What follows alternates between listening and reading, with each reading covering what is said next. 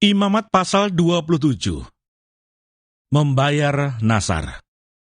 Tuhan berfirman kepada Musa, "Berbicaralah kepada orang Israel dan katakan kepada mereka, apabila seorang mengucapkan nasar khusus kepada Tuhan, mengenai orang menurut penilaian yang berlaku untuk itu, maka tentang nilai bagi orang laki-laki, dari yang berumur 20 tahun sampai yang berumur 60 tahun, nilai itu harus 50 shikal perak, ditimbang menurut shikal kudus. Tetapi jikalau itu seorang perempuan, maka nilai itu harus 30 shikal. Jikalau itu mengenai seorang dari yang berumur 5 tahun sampai yang berumur 20 tahun, maka bagi laki-laki nilai itu harus 20 shikal, dan bagi perempuan 10 shikal. Jikalau itu mengenai seorang dari yang berumur 1 bulan sampai yang berumur 5 tahun, maka bagi laki-laki nilai itu harus 5 shikal perak, dan bagi perempuan 3 shikal perak.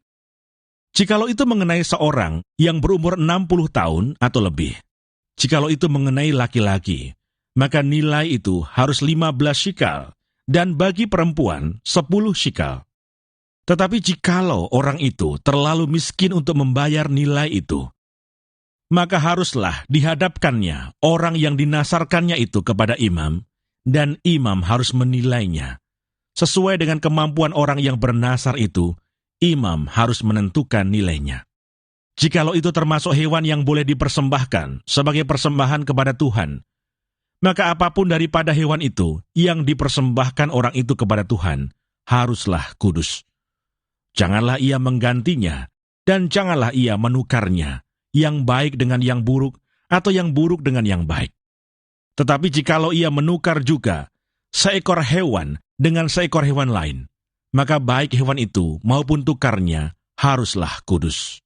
Jikalau itu barang seekor dari antara hewan haram yang tidak boleh dipersembahkan sebagai persembahan kepada Tuhan, maka hewan itu harus dihadapkannya kepada imam, dan imam harus menetapkan nilainya menurut baik atau buruknya, dan seperti penilaian imam, demikianlah jadinya. Dan jikalau orang itu mau menebusnya juga, ia harus menambahkan 1/5 kepada nilai itu. Apabila seorang menguduskan rumahnya sebagai persembahan kudus bagi Tuhan, maka imam harus menetapkan nilainya menurut baik atau buruknya. Dan seperti nilai yang ditetapkan imam, demikianlah harus dipegang teguh. Tetapi jikalau orang yang menguduskan itu mau menebus rumahnya, maka ia harus menambah harganya dengan 1/5 dari uang nilainya, dan rumah itu menjadi kepunyaannya pula. Jikalau seseorang menguduskan sebagian dari ladang miliknya bagi Tuhan, maka nilainya haruslah sesuai dengan taburannya, yakni sehomer taburan benih jelai berharga 50 shikal perak. Jikalau ia menguduskan ladangnya mulai dari tahun Yobel, maka nilainya haruslah dipegang teguh. Tetapi jikalau ia menguduskan ladangnya sesudah tahun Yobel, maka imam harus menghitung harganya bagi orang itu sesuai dengan tahun-tahun yang masih tinggal sampai kepada tahun Yobel, dan harga itu harus dikurangkan dari nilainya. Dan jikalau orang yang menguduskannya benar-benar mau menebus ladang itu, maka ia harus menambah harganya dengan 1/5 dari uang nilainya, dan ladang itu tetap dimilikinya. Tetapi, jikalau ia tidak menebus ladang itu, malahan ladang itu telah dijualnya kepada orang lain, maka tidak dapat ditebus lagi.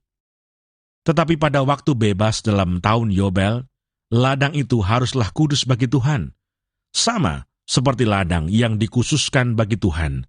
Imamlah yang harus memilikinya. Dan jikalau ia menguduskan bagi Tuhan ladang yang telah dibelinya dan yang tidak termasuk ladang miliknya dahulu, maka imam harus menghitung baginya harga nilainya sampai kepada tahun Yobel. Dan orang itu haruslah mempersembahkan nilai itu pada hari itu juga sebagai persembahan kudus bagi Tuhan. Dalam tahun Yobel, ladang itu harus dipulangkan kepada orang yang menjualnya kepadanya, yakni kepada orang yang mula-mula memiliki tanah itu. Dan segala nilai harus menurut shikal kudus. Shikal itu harus 20 gera beratnya. Akan tetapi anak sulung yang sebagai anak sulung menjadi hak Tuhan dari antara hewan, tidak boleh dikuduskan oleh siapapun, baik seekor lembu maupun seekor kambing atau domba. Itu milik Tuhan.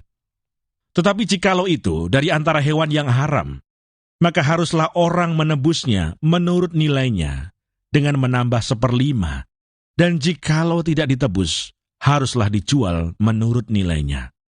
Akan tetapi segala yang sudah dikhususkan oleh seseorang bagi Tuhan dari segala miliknya, baik manusia atau hewan, maupun ladang miliknya, tidak boleh dijual dan tidak boleh ditebus, karena segala yang dikhususkan adalah maha kudus bagi Tuhan. Setiap orang yang dikhususkan, yang harus ditumpas di antara manusia, tidak boleh ditebus, pastilah ia dihukum mati. Demikian juga segala persembahan, persepuluhan dari tanah, baik dari hasil benih di tanah, maupun dari buah pohon-pohonan adalah milik Tuhan. Itulah persembahan kudus bagi Tuhan. Tetapi jikalau seseorang mau menebus juga sebagian dari persembahan persepuluhannya itu, maka ia harus menambah 1/5. Mengenai segala persembahan persepuluhan dari lembu sapi atau kambing domba, maka dari segala yang lewat dari bawah tongkat gembala waktu dihitung, setiap yang ke-10 harus menjadi persembahan kudus bagi Tuhan.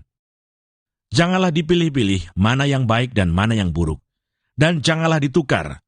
Jikalau orang menukarnya juga, maka baik hewan itu maupun tukarnya haruslah kudus dan tidak boleh ditebus. Itulah perintah-perintah yang diperintahkan Tuhan kepada Musa di Gunung Sinai untuk disampaikan kepada orang Israel.